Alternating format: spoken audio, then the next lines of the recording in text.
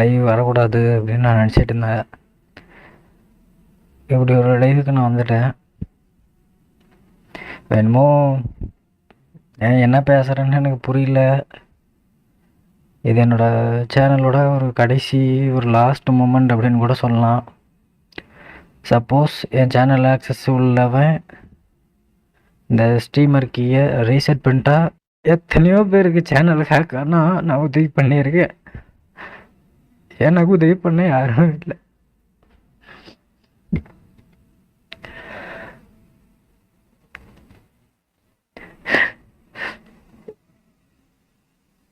இந்த மாதிரி ஒரு சூழல்லாம் வரும்னு நினச்சி கூட பார்த்து வரலப்பா.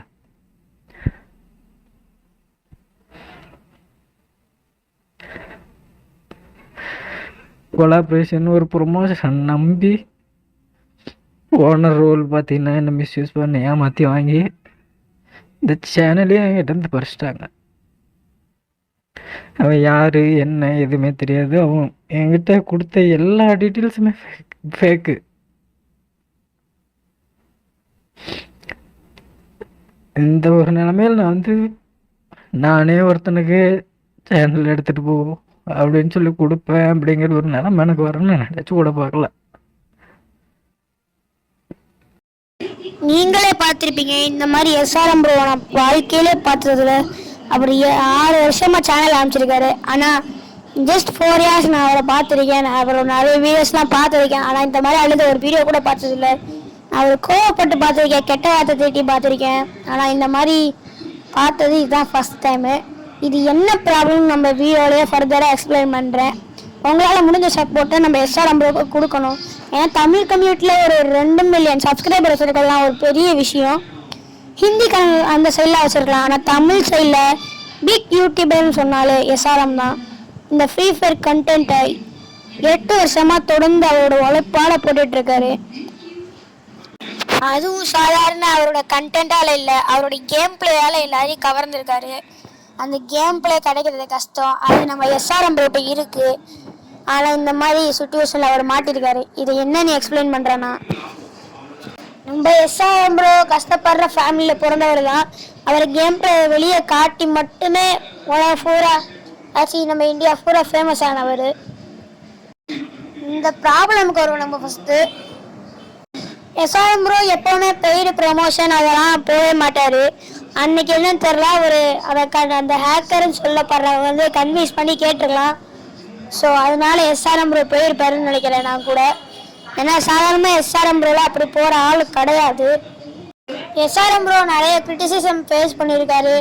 அவரை ஹேக்கர்னு சொல்கிறது, அவரை கேம் பிளே கொச்சப்படுத்துறது, அடுத்து இப்போ கடைசியாக இந்த யூடியூப் இது ஐடி ஹேக் அதில் நிற்கிது. எஸ்ஆர்எம் ப்ரோவும் அந்த சேனலோட ஆக்சஸ் அந்த பெய்டு ப்ரொமோஷன் கார்டை கொடுத்துட்டாரு. ஸோ அந்த பெய்டு ப்ரொமோஷன்காரன் அவனோட அந்த சேனலோட ஆக்சஸ் எல்லாம் அவன்கிட்ட வந்துடும். ஸோ அவனால் அந்த பாஸ்வேர்டை மாற்ற முடியும், அந்த யூடியூப் சேனல் ஐடியோட பாஸ்வேர்டை முடியும். அது எப்படின்னா, இப்போ எஸ்ஆர்எம் ப்ரோ 7 நாளாக அந்த சேனலை ஆக்சஸ் பண்ணாமல் வீடியோ எதுவும் போடாமல் இருந்தாருன்னா, அந்த சேனல் ஆக்சஸ் எடுத்த ஹிந்திக்காரன் கண்ட்ரோலில் அந்த சேனல் போகும். அந்த பாஸ்வேர்டை அவனால் மாற்ற முடியும். இப்போ 7 நாளாக அந்த சேனலில் வீடியோ போடாமல் இருந்தார் எஸ்ஆர்எம் ப்ரோ. ஸோ அந்த பெய்டு ப்ரொமோஷன்காரன் ஹேக்கர்னு அழைக்கப்படுற அந்த பெய்டு ப்ரொமோஷன்காரன் அந்த ஐடியோட பாஸ்வேர்டை மாற்றி ஹேக் பண்ணிட்டான்.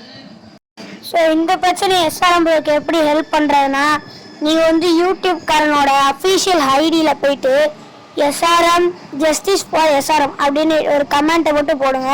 நம்ம தமிழ் கம்யூனிட்டியை சேர்ந்து ஒருத்தருக்கு ஜஸ்டிஸ் கேட்டால் என்ன நடக்கும்னு யூடியூப்காரன் பார்ப்பான். அப்புறம் யூடியூப்காரன் அது நிறைய பேர் கமெண்ட் பண்ணுறாங்களே அது என்னவா இருக்குன்னு சொல்லி அவன் இன்ஸ்பெக்டும் பண்ணுவான். இந்த விஷயம்லாம் தெரிஞ்சு யூடியூப்காரனும் எஸ்ஆர்எம்க்கு ஹெல்ப் பண்ண வாய்ப்புகள் இருக்குது. ஸோ உங்கள் முடிஞ்ச அளவு தெரிவிக்கப்படுங்க. நிறைய பேர் சொல்லுங்கள் இந்த விஷயத்த. எஸ்ஆர்எம் ப்ரோ திரும்பியும் இந்த யூடியூப் சேனலை மீட் எடுக்கணும். ஸோ இந்த பேக் ஒரு நல்ல வேலை சந்திக்கிறேன்.